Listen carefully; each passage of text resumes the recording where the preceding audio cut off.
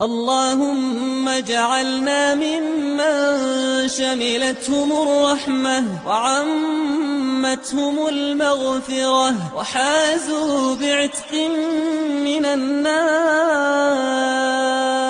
اللهم اجعلنا في رمضان من المقبولين.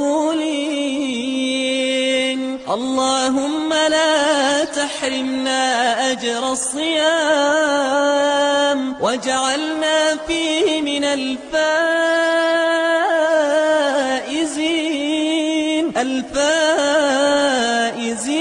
الأبرار.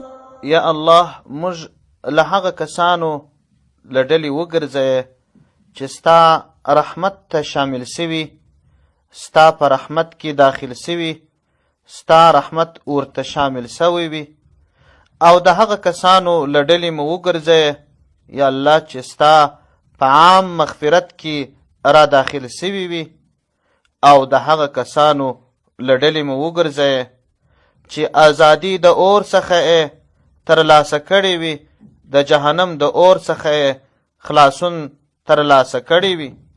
یا الله موږ په دې رمضان المبارک کې د قبول سو کسانو څخه وګرځوې، د هغه کسانو له ډلې څخه مو وګرځوې چې ستا په دربار کې مقبول او قبول سوي وي.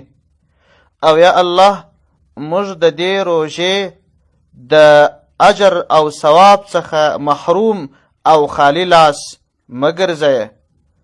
او یا الله موږ په دې مبارکه میاشت کې کامیاب، نیکان او بریالي وګرځوې.